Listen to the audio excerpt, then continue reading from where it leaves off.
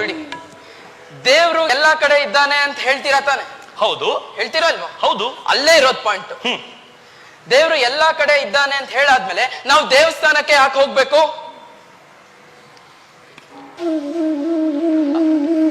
ನೋಡಿದ್ರೇನೆ ಗೊತ್ತಾಗ್ತಾ ಇಲ್ವಾ ನೀರ್ ಕುಡಿತಾ ಇರೋದು? ನನಗೆ ಗೊತ್ತಿತ್ತು ಈ ಪ್ರಶ್ನೆಗೆ ನಿಮ್ಮ ಹತ್ರ ಉತ್ತರ ಇಲ್ಲ ಅಂತ. ಹೌದು, ಈ ಪ್ರಶ್ನೆಗೆ ಉತ್ತರ ಕೊಡ್ಬೇಕಾದ್ರೆ ನನಗೆ ನೀರು ಕುಡಿಬೇಕಾಗಿ ಬಂತು. ಅಂದಾಗೆ ನೀವು ನೀರ್ ಹೇಗ್ ಕುಡಿತೀರಿ ಲಾಯರ್ ಸಾಹೇಬ್ರೆ? ನಾನೇನು, ಇಲ್ಲಿರೋರು ಎಲ್ರು ಲೋಟದಲ್ಲೇ ನೀರು ಕುಡಿಯೋದು. ಏನ್ರಪ್ಪ,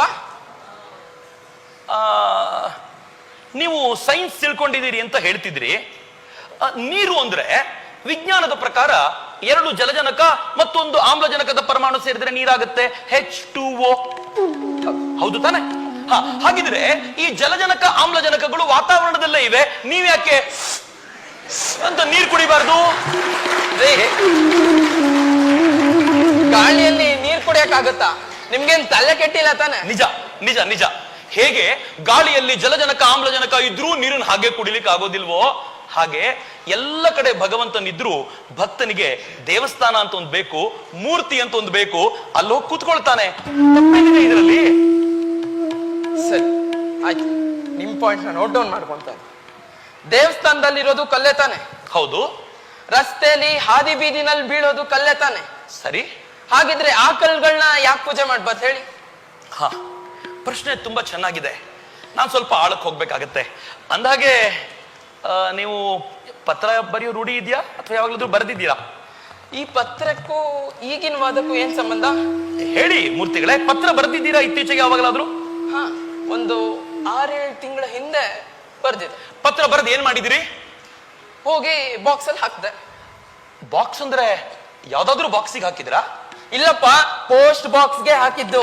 ಓಹೋ, ಪೋಸ್ಟ್ ಬಾಕ್ಸಿಗೆ ಹಾಕಿದ್ರೆ ಮಾತ್ರ ಅದು ಸರಿಯಾದ ವಿಳಾಸ ತಲುಪುತ್ತೆ ಅಂತ ನಿಮ್ ಲೆಕ್ಕ? ಹೌದು. ಹೋಗ್ಲಿ ಬಿಡಿ, ಅದು ಪಕ್ಕಕ್ಕಿರ್ಲಿ. ಅಂದಾಗೆ ನನಗೊಂದು 100 ರೂಪಾಯಿ ನೋಟ್ ಸಿಗ್ಬೋದಾ? ಇದೆಂತ ಪ್ರಶ್ನೆ ಮೈ ಲಾರ್ಡ್? ಮತ್ತೊಮ್ಮೆ ನಾನು ಕೇಳ್ಕೊಳ್ತಾ ಇದ್ದೇನೆ, ಇಂಥ ಪ್ರಶ್ನೆಗಳಿಗೆ ಅವಕಾಶ ನೀಡಬಾರ್ದು ಅಂತ. ಮೂರ್ತಿಗಳೇ, ನನಗೆ ಚೆನ್ನಾಗಿ ಗೊತ್ತು, ಯಾರು ಹಿಂದೂ ಧರ್ಮವನ್ನು ಬೈತಾರೋ, ಯಾರು ಹಿಂದೂ ದೇವತೆಗಳನ್ನು ಅವಹೇಳನ ಮಾಡ್ತಾರೋ ಅವ್ರಿಗೆ ದುಡ್ಡು ಕೊಡ್ಲಿಕ್ಕೆ ಅಂತ ಬಹಳ ಜನ ಇರ್ತಾರೆ. ಇತ್ತೀಚೆಗೆ ನೀವು ಸಾಕಷ್ಟು ದುಡ್ಡು ಗಳಿಸಿದ್ದೀರಾ ಅಂತ ಎಲ್ಲರೂ ಮಾತಾಡ್ಕೊಳ್ತಿದ್ದಾರೆ. ಇರ್ಲಿ ಬಿಡಿ, 100 ರೂಪಾಯಿ ಕೊಡಿ, ವಾಪಸ್ ಕೊಡ್ತೀನಿ. ಸರಿ, ಇಲ್ಲ ಇದೆ ತಗೊಳ್ಳಿ, ಅದೇನ್ ಮಾಡ್ತೀರೋ ಮಾಡಿ.